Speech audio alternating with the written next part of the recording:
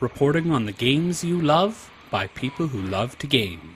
The MMO Reporter Network. So I just finished the media panel with Carbine Studios talking about WildStar, of course, and I'm getting a chance here to talk on camera with someone. So introduce yourself, let us know what you do with Carbine Studios on WildStar. My name is Stephan Frost. I am the design producer on WildStar. I just make sure that everybody's doing a job and that we're making a quality game. And the coolest part of your job is you get to work on one of the video series that is coming out for WildStar. Yeah, I work on, I'm the narrator for the Devspeak series, so yeah, I get to do all this fun stuff of talking about what the game is and what's really awesome about it as well. Now, it's really cool to see those Devspeak videos come out. I saw the first one, I think, was it last year at PAX Prime that you put the first one out? Yes. Yeah, and to see from that first one and the other ones that have come out, the community is really responding to those, and they're really helping to set the tone for the game and what you're trying to accomplish. Is that something that was a great bonus to what you were doing, or was that an active part of how you set up the Devspeak videos? Well, the crazy thing was, originally we were, putting out stuff that was funny and interesting, like the cartoons, the flicks that we have, and people really liked those, but, some people were like, we saw them in the comments where they're like, we want details, people wanted to find out what the deal is of the game. And so when we made it, we thought like, okay, we need a humorous look at what's awesome about our game. And, we didn't expect this big of a reaction, actually. We thought people were there'd be some hardcore fans of the game and be like, oh, that's cool, but it just kind of blew up. And it's weird, like I've had people come up to me and go like, can you narrate my life? And I'm like, for the right amount of money, sure. Yeah. How many answering machine messages have you left? None. But here's the weird thing. I was supposed to go to Gamescom and there was a fan on Twitter that was like, you have to record my outgoing voicemail. And I was like, okay, and then I didn't get to go. And they're like, no! So, yeah, I've gotten one request, have not done it yet though, so. Awesome. So the game is really shaping up. We were talking about in the media presentation that you're basically polishing now. What are some of the biggest changes that you've made from the game from when you first came out? I remember the first PAX, I think it was 2011, was it? That's right. Where you were here at PAX Prime, yeah. And you announced it, at Gamescom right before, out of the blue, yeah. And you were coming. Now the game has changed a lot since then. So what would you say is the biggest change since that time? Oof. There's been a lot. One of the biggest ones is our combat. Originally when we had stuff, it was just sort of the tab targeting sort of combat where you shoot and kind of kill guys, and they had telegraphs on the ground still, but the big change for us was we put the telegraphs on players. So when you're doing healing, you can see where the heals are, and when you do damage, you can see where that's going to go. And it makes it a lot more skill-based. So, when I'm trying to kill multiple creatures, I can line them up in my telegraph the correct way, and boom, hit them. And it's really easy to communicate to the player that way, and they understand what the rules are, the mechanics are, so that there's no like, wait a minute, I should have hit that. You can definitely tell where you're hitting this way. Now, one of the things that has come out, you just recently came out with the CC video, the Devspeak video, talked more about the telegraphing system and about the extra colors that you've brought into that telegraphing system. Can you go over those again? Sure. So we have stuff like if you throw down green telegraphs, those will heal. If you have red ones, obviously they're bad. And different ones have different effects. There's like a yellow one. There's they go on and on, basically, and we're actually still kind of tuning those right now in beta to see how people react to them. If they're too confusing, if they're too many, if they're too few. It's one of the cool things about being in beta is you can see what people's reactions are and kind of tune those to actually be effective. One of the comments that came out of the Gamescom video that we did about the telegraph system with Harry Hall at Gamescom was questions coming out of what about people who are colorblind? Sure. And the telegraph system perhaps being a challenge for them. Is that something you're actively working on to make sure that people who have that issue can still play the game? Definitely. I mean, we have colorblind people in the studio that we kind of want to listen to as well. So it's something that we're looking at. We want to make sure that there are tones that they can differentiate. So, and that's why you'll notice on a lot of our heals, for example, there's these balloons that kind of pop up, and okay, I need to get in that area. Or they'll have like a red or like a hard line circle around them that are different colors than what's in there. So it's like, okay, there's a differentiation between those. I should go stand in those.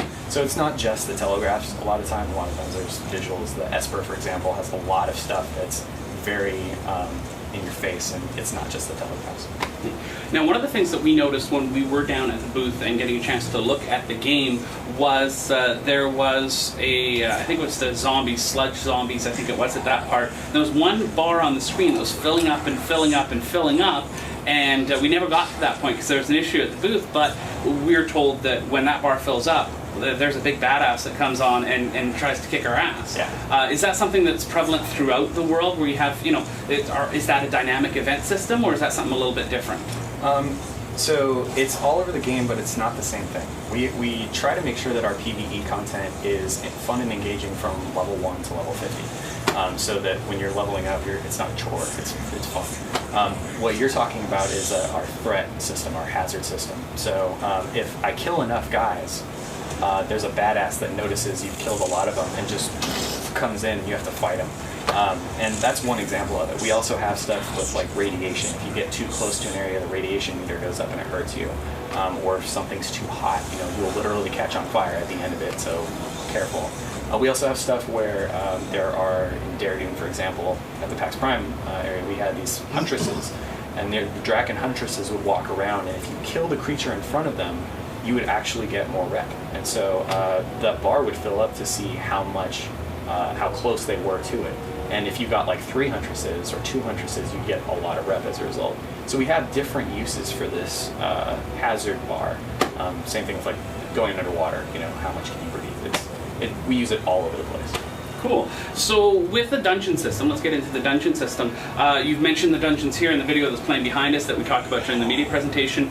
Are you having, the system where at level 10 you get access to one dungeon, at level 20 you get access to another?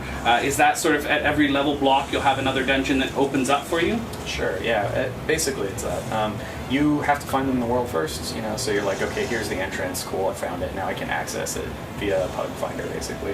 And we're not going to have looking for raid, we're going to have looking for group, which is just the 5-mans. And we will have an option, basically, for people that just like doing dungeon content to level up, just doing that. So it starts at level 15, or 17, excuse me. That's the lowest where we can get you in and fighting in a dungeon.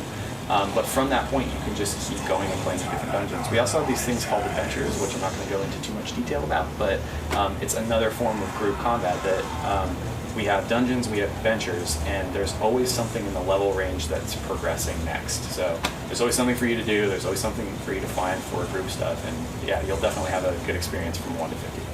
Awesome. So when you get to the Elder game, yes. When you've maxed out your levels, you mentioned veteran dungeons, veteran versions of dungeons. Can you go over that a little bit? Sure. So we're going to have veteran versions of specific dungeons, and you'll need to grind through those to get the gear necessary to go onto the raids and do that stuff. So we'll have regular, we'll have veteran, and then we'll have raids on top of that. And they'll change in difficulty, obviously, and so they'll be a little bit more difficult, and yeah, it's fun stuff. And are you thinking of simply drops in those Elder Game dungeons, or are you thinking like a token system, some variation thereof, to get your gear for the raids? Yeah, I mean, you'll have to do drops.